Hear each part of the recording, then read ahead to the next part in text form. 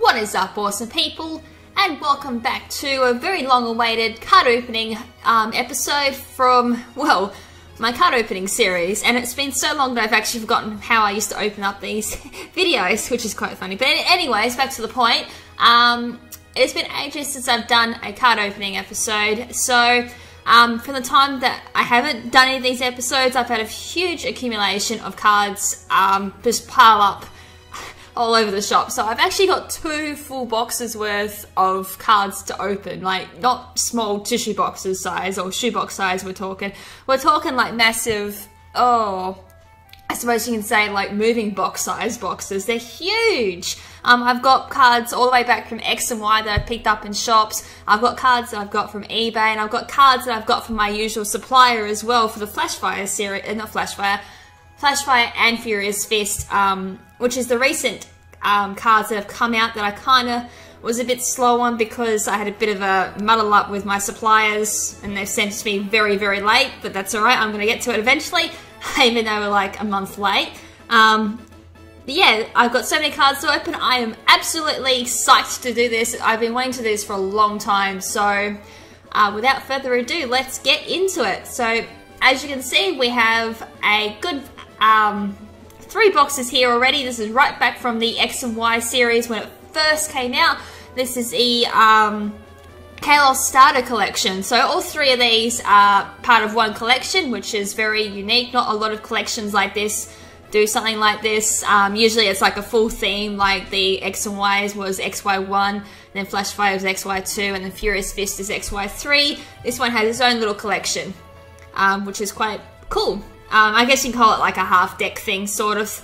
I can't remember how many of these were in each one of these, or what's in the total collection, but yeah. I'll actually start off with the Froakie deck, only because I'm not a huge fan of the Evolution line. It's never really appealed to me as much as like Chestnut or Delphox has.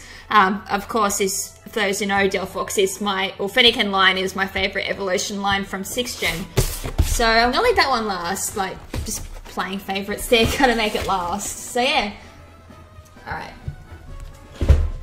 Okay, so let's go. Froakie deck. So in this deck, there comes with 60 cards, comes with 1 checklist, comes with 1 metallic coin, 2-player playmat and rule sheet, bonus black and white booster pack, which is awesome, so we get a booster pack out of that too. We also get a deck box, so this will be a Froakie exclusive deck box, kind of like how all the theme decks come with a theme deck box. It comes with damage counter, and of course 1 code to play with this deck on the online version of it. And speaking of Pokemon Online, I may as well bring this up while it's in my head. There's been news that the Pokemon trading card game online for the PC is getting an iPad release. At the moment, it's only exclusive to Canada. Good grief, they must be located in Canada because Canada gets absolutely everything. They've got like the pay by money or pay to win service, I kind of suppose you can call it that, on the PC version. I don't think it's been released anywhere else in the world. Because I know here in Australia we're the last to get it, always. So US and all that expected dates are still to be announced, but Canada has the Pokemon trading card game online client now on iPad, which is freaking awesome. Does the exact same things that the PC version does, so it'd be really cool when that does finally come out to iPad for the rest of the world, because I reckon that'll be a huge thing as well. I know one thing, like, if I can't get to my PC, mudding around for deck building, it'd be really cool to do it through my iPad. Alright, so yeah, this is going to be a really exciting thing, and funny enough, this is the only one out of the 3 that isn't damaged like the rest of them. Like, you could so tell I bought these from eBay. They were just so badly damaged. Hopefully the cards haven't been affected. Alright, so let's whip this baby open. Hope you guys like the music as well. I'm using the same music from our live stream here, so I thought I might take advantage of it. Saves me a little bit of editing at the end. I'm kind of doing this a little bit different than I usually do as well. Try to improve how these episodes go. Alright, so as always, we get our 2-player mat, which is one thing I do love about the Pokemon trading card game. I know with Yu-Gi-Oh! They gave you half a deck, so if the other person didn't have a mat, it was a bit annoying. So it'd be it looks like it's almost in, okay, it's in the 3 starters, but there's a bit of a look at it. Another thing I love about the Pokemon game is how everything is just explained on the map as well. Again, going back to Yugo, and I think Magic the Gathering is another offender of this as well, but the maps don't give any hints and tips to play, which is quite annoying. If you're trying to teach someone how to play, it just doesn't get through their head as quickly as like a play map that explains everything to you, which is how I kind of got into the Pokemon trading card game. It was just so user-friendly and beginner-friendly as well. I mean, you don't really have to play with the map, but if you're a beginner to the game, I highly recommend it. Now, where am I going to put all this? It's going to be on the floor for now. So this would be probably the checklist. No, this is the changes. Of course, this was back in X and Y, so we should be familiar with the changes now for X and Y, but the fairy cards were obviously the introduction, but I may as well go quickly through it for those who haven't seen any of the 6th gen changes to the trading card game. But we've got, obviously the fairy typing's been introduced into the card game, which has made a slight, I don't really know, but it's made a slight improvement to the metagame, I suppose. Not that I've seen, but they're still pretty cool. But as I said, I'm not a huge person who doesn't, like, I don't fully get involved with the professional side with this. Kind of go through with a few of the other changes. And at the back we have the checklist. So as you can see, it's a pretty small collection overall. I thought it was a little bit bigger. It's actually got 39 cards in it, and that's it. So obviously the green will be the Chespin, red is Fennekin, and blue is the Froakie deck. So all 3 of these will make up the collection. And as I said, I honestly thought the collection was a little bit bigger. 39 cards in total, but I guess the major advantage with this, just looking at some of the cards that come with it, is you get a lot of the trainer cards that you can't usually get through the booster packs, which is really cool and can make a huge impact on deck building as well. Cards like Tiramo, Pokeball, Pokemon Catcher, Crushing Hammer are really good trainer cards to have in a deck. Alright. And then we have, of course, our little damage counters. I do have a lot better damage counters at the moment. I've got the metallic ones you got out of the Trainer Elite box for Xerneas and Yveltal, and I actually will be going through another one of those a little bit later on in these episodes too. I've got one that's open up, but they're there if you need them. Okay, so now getting down to the meat and potatoes of the deck, it's the actual cards itself. So there's the metallic coin.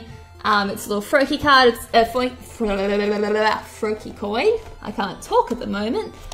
We've got a Froakie card, we've got a Frogadier card, and a Greninja card. So these cards will be very unique compared to their counterparts in the XY deck and the Greninja card that came in the Kalos, or the other tins that I opened. I can't remember what they were called.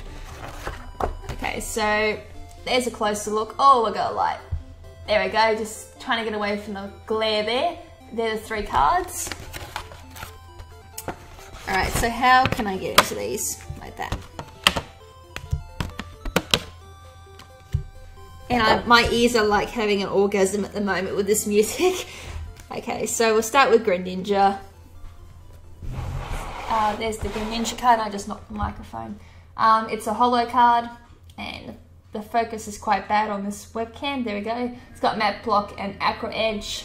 Map Block, flip a coin of heads, start an energy attached to your opponent's active Pokemon, which is really good actually. That can be very handy in competitive play, especially in this meta game with double colorless energy cards, with Yveltal is a big example of that. If you can get rid of an energy card on that, that can make a huge difference. There's a few other examples that could be really handy. I definitely see that being used in main meta game actually. All the other Greninja cards, I can't remember what they had. I think one of them had Map Block, but that'd definitely be handy. Next up is a Froakie card, so it's a basic card, Pound, and what's that last one? Water Drip. So that'd be a very nice opening. If you got a water energy there, just go straight for the Pound, deal 10 damage. And then another good card, actually this is quite a good card evolution line, I will admit that to that, as much as I don't like this evolution line. We have Frogadier, it's a stage 1 Pokemon, Water Drip and Aqua Wave. Water Drip going for the 20 there with just one energy card there, and Aqua Wave 40 plus 40 base damage. Flip 2 coins, attack does 20 more for each heads and requires 2 water energy and 1 energy card of any type. Which, as I said, that's a really good stage 1 card, and even Greninja was a good card as well, dealing 40 with just that map block and the extra effect to get rid of an energy card. So it would not surprise me if that's a big threat in the competitive game as well. Alright, so let's move on to the rest of the... Alright, so there's our card to redeem on Pokemon Trading Card Game online. As you can tell, I can't talk. I have a lot of these cards to redeem, so I shall get around to doing that one night. We have our Legendary Treasures booster pack as well, so that's going to be another opening for this episode. I have a few of those cards. Like, it's strangely enough, I've only just recently seen a lot of these booster packs, so it just shows like I never got access to those. There's the Froakie metallic coin. I have so many of these coins, it's not funny. I'm going to bring them out one night and show you guys on camera how many of these I've got from all the booster packs, Steam decks, and all the other blister packs that I've opened to get these. Okay, and finally from this we have the deck box, which contains all the cards for the Froakie deck. So there's little Froakie, and he's just kind of all over it. I kind of wish I put the other evolutions on that. That would have probably made it a little bit more appealing, but that's alright. Okay, 60 cards, and let's see what we get. Alright, gonna have a big build up of plastic by the end of this. Okay, lots of noise, but that's alright. Okay, so we're going to start off with some water energy cards. We've got a Greninja, but this is going to be just a normal card there, no holo. Another water energy. We've got Bidoof. We've got Pernard. We've got Steel Energy, so it's a water steel combination here. We've got Bishop. We've got Frogadier. We've got water energy, Pokeball. We've got Skitty, Steel Energy. We've got Pampor. More energy cards. Froakie, we've got Tiramo, which allows you to draw 3 cards, so very similar to Sharon back in the 5th gen cards as well. So that's a really good card to have multiples of. Water Energy, Pokeball, Crushing Hammer, which is always necessary for a deck in my opinion. Flip a coin if heads, discard an energy attached to one of your Pokemon, which can make a huge difference on any game. Steel Energy there, Pernard, Frogadier, Water Energy. We have Switch, which I have seen this being used competitively. I don't personally use it myself, but it can be quite handy. We have Steel Energy, Clauncher, Froakie, Steel Energy, Farfetch'd, Pokeball, Water Energy. We have Honedge. Oh goodness, Honedge. Yikes. Flip a coin until you get tails to attack those 30 times number of heads. So if you're good at flipping heads, that's definitely a card for you. I don't use a lot of these cards, as you can tell, but Pwned, Steel Energy, Pampor, Water Energy, Bishop, Metal Energy, Tiramo, Water Energy, Steel Energy, Pokeball, Crushing Hammer, Energy, Honedge, Dab, Switch, Pwned, Frogadier, we're going all repeats now, Farfetch'd, Steel Energy, Froakie, and Clauncher, and no Chloritza. Another thing that just popped into my head, just thinking about Honedge just then, was the next theme deck that's coming out, or the next deck, which is the Phantom Gate. I think it's called, or Phantom Force. So that'll be a Ghost and Steel expansion. It'll be a combination of Dialga. Aegislash is apparently supposed to be featured as well, like I said, Dialga, and then Mega Gengar will be in that deck. And who was the other Pokemon that was supposed to be in it? I am blanking. I know I mentioned that, but I know Mega Gengar is the main focus of that deck. It'll probably be Mega Banette most likely, thinking along the lines of Ghost there. Could be wrong, could even be Mega Scissor because of the whole Steel deck as well with Aegislash and Dialga. It'll be a very interesting deck. So that one's meant to be coming out in November, from my memory anyway. As well as that, there's been another expansion that's been announced, which, without a surprise, is the Omega Ruby Alpha Sapphire deck, featuring Primal Groudon and Primal Kyogre as the main feature. So that'll be awesome. That'll be a great way to hitch into the new Omega Ruby Alpha Sapphire games with the trading card game. And no doubt that Primal Kyogre and Primal Groudon will cause absolute havoc on the playing field. So to end this episode, let's open up a booster pack.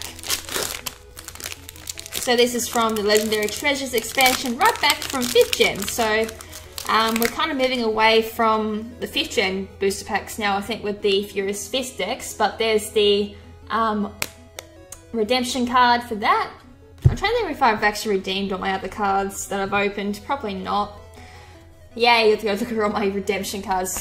But anyways, from Legendary Treasures, we have Trubbish, we have Zora, we have Piplup, we have Slablu, we have Reshiram, who is from normal Legendary Treasures, and then we have Empoleon, we have Meloetta from the Radiant Collection there, we have Teddiursa from Radiant Collection, we have Gothita, and Ataria as the last card.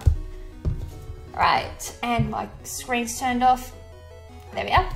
Alright, so, I don't think I've got anything else to mention for this card opening.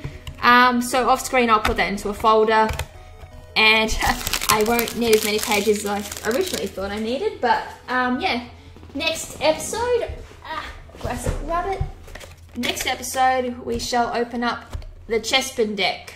So Chespin will most likely be, oh, it says down the bottom, it's a grass and fire combination. Oh goodness, I derped. Which is actually a really good no, it's not grass and fire, it's grass and fairy. Ooh, I can't read at the moment. I was going to say grass and fire, that's a really good combination there. They kind of counter each other out for weaknesses. Grass would obviously hit the water cards that come in for fire cards, and fire cards would hit... I've got no idea what would hit the fire ones. Yeah. I'm going to shut before I embarrass myself. But yeah, that's it for this episode. Hope you guys enjoyed it. So, as always, thank you so much for tuning in. And the next episode will be about the Chespin deck. So, until then, this is Lady KrimZen saying ciao for now, but not forever. Ciao!